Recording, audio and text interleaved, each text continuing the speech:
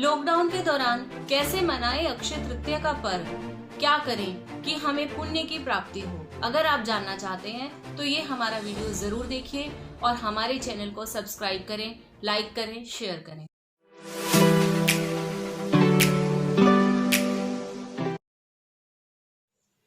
आइए सबसे पहले जानते हैं कि अक्षय तृतीया कब मनाई जाती है और इसका इतना विशेष महत्व क्यों है।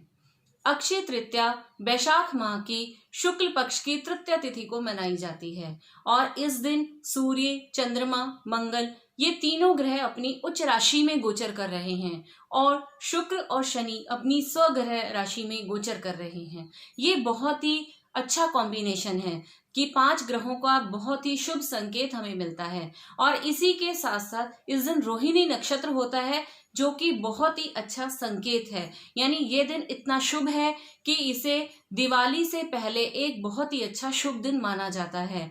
इस दिन आप कोई भी कार्य करने के लिए आपको कोई विशेष मुहूर्त निकालने की या पंचांग देखने की जरूरत नहीं होती। आप इस दिन विवाह कार्य करना, गृह मुहूर्त करना या फिर कोई भी शुभ कार्य करना, जो भी आप करना चाहते हैं वो इस दिन कर सकते हैं। ये बहुत ही अचूक साया माना जाता है। ये किसी भी काम को करने के लिए बहुत ही शुभ और उत्तम दिन माना गया है। अब हम आगे चलते हैं कि इस दिन की क्या महत्वता है। आज मैं आपको थोड़ा सा इसके बारे में बताती हूँ कि इस दिन भगवान विष्णु के छठे अवतार भगवान परशुराम जी का इस दिन अवतरण हुआ था। इस दिन माँ गंगा का धरती पर अवतरण हुआ था। इस दिन माँ अन्नपूर्णा का भी जन्म दिवस मनाया जाता है और इसी दिन बद्रीनाथ के कपाट लोगों के दर्शन के लिए खोले जाते हैं।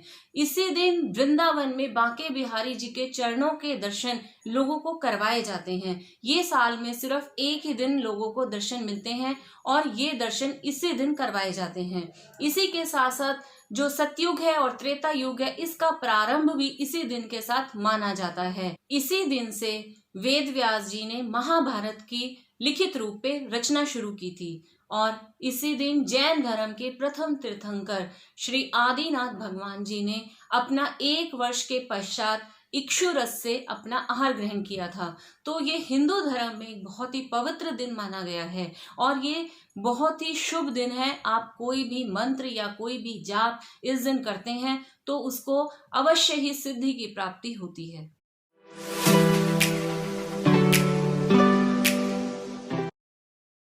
इस तिथि पर जो भी कार्य शुरू किया जाता है उसका कभी भी क्षय नहीं होता, इसीलिए इसे अक्षय कहा जाता है। इस दिन ऐसा कहा जाता है कि अगर आप जो दान करते हैं यानी आप भोजन दान करते हैं तो उस दान का फल स्वर्ण दान जैसा होता है। यानी आप अगर इस दिन कोई भी दान करते हैं या कोई भी पुण्य कार्य करते हैं तो उसका 100 गुना फल आपको मिलता है। ज्यादातर आपने देखा होगा कि लोग स्वर्ण की या फिर चांदी की वस्तुएं इस दिन खरीदते हैं तो वो माँ लक्ष्मी को अपने घर में लेकर आते हैं ताकि माँ लक्ष्मी की कृपा उनके ऊपर बनी रहे। वैसे शास्त्रों के हिसाब से इस दिन आप सोने का, भूमि, चांदी, पंखा, कोई कपड़ा या फिर कोई भी वस्तु जो आप चाहें उसका दान आप इस दिन कर सकते हैं, जो बहुत ही अच्छा रहता है। अब लॉकडाउन की स्थिति में आप बाजार से कोई वस्तु नहीं ला सकते तो ऐसे में हम कैसे अक्षय तृतीया के पर्व पर अपने पुण्य को बढ़ाएं, यानी अपना पुण्य अर्जित कैसे करें। तो मैं आपको सिर्फ 2 ही काम बताऊंगी। अगर आप इन कार्यों को करेंगे तो निश्चित तौर पर आपको सफलता जरूर मिलेगी और आपके पुण्य की प्राप्ति जरूर होगी। सबसे पहले एक कार्य आपको जरूर करना है कि अक्षय तृतीया के दिन किसी भी एक भूखे व्यक्ति को अक्षत आहार जरूर करवाएं। अक्षत आहार यानी कोई भी चावल का दान। चावल, आप मीठे चावल भी खिला सकते हैं या फिर आप उसे खीर बनाकर खिला सकते हैं। अगर आप ये सब नहीं कर सकते तो आप उस व्यक्ति को चावल का दान, साबुत चावल का दान आप कर सकते हैं। तो ये काम आपको जरूर करना है, ये आप अभी भी कर सकते हैं। और सेकंड, आप जो भी अपने इष्ट की आराधना करते हैं उस इष्ट का आप कोई भी मंत्र या जाप इस दिन से शुरू कर 40 दिन तक उस जाप को अवश्य करें। इसमें आपकी मर्जी है, जिस पर भी आपकी श्रद्धा है, आपको विश्वास है, उस इष्ट की आराधना आपको करनी है और इस दिन से शुरुआत कर आपको 40 दिन तक वो कार्य करना है।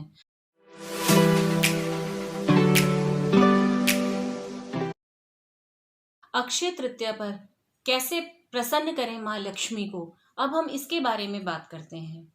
अक्षय तृतीया के दिन सभी चाहते हैं कि हम कुछ ऐसा कार्य करें कि माता लक्ष्मी की कृपा हमारे ऊपर हमेशा बनी रहे। तो इसी के लिए आपको छोटा सा एक उपाय करना है। आपको सुबह नहा धोकर सूर्य को अर्घ देना है। सूर्य को अर्घ यदि तांबे के लोटे से दिया जाए तो वो बहुत ही शुभ रहता है। उसके पश्चात आप माता लक्ष्मी की कोई मूर्ति या फिर कोई कैलेंडर जो भी आपके घर में हो, उसके आगे आप देसी घी का एक दीपक जलाएं और साथ ही साथ धूप भी लगाएं। और उसके बाद आपने एक पीले रंग का कोई भी रुमाल या वस्त्र ले लेना है। अगर आपके पास पीले रंग का कोई रुमाल नहीं है तो आप उसे हल्दी से भी पीला कर सकते हैं। और उसके बाद उसके ऊपर 5 लौंग, 5 तुलसी के पत्ते आपने, और साथ ही एक चांदी का सिक्का और 5 कोई पुष्प, जो भी लाल रंग के पुष्प आपको मिल सकते हो वो पुष्प, और थोड़े से पीले चावल वहां पर लेने हैं। उसके ऊपर ये सारी सामग्री अलग अलग करके आपको रखनी है। और उसके पश्चात आपने 108 बार एक मंत्र का जाप करना है। ओम ह्रीं श्रीं ह्रीं महालक्ष्म्यै नमः। इस तरह मंत्र का जाप करने के बाद आपने उसकी एक पोटली बनानी है और उसे रोली के साथ आपने तिलक करके और उसे लपेट देना है। और इस पोटली को आपने अपनी तिजोरी में, जहां भी आपके पास धन व्यवस्था है, उसमें आपको इसे रखना है। और ऐसा करने से आपको माँ लक्ष्मी की कृपा हमेशा मिलती रहेगी। इसी के साथ साथ यदि आप चाहें तो एक लक्ष्मी यंत्र की स्थापना भी उस दिन कर सकते हैं। और ये लक्ष्मी यंत्र की स्थापना करने से आपको बहुत ही लाभ मिलेगा। और इस लक्ष्मी यंत्र को जब आप स्थापित करेंगे, अभी लॉकडाउन के बाद जब भी आपके व्यवसाय खुलेंगे, आप उस लक्ष्मी यंत्र को अपने व्यवसाय पर रखकर लक्ष्मी की कृपा प्राप्त कर सकते हैं। धन्यवाद।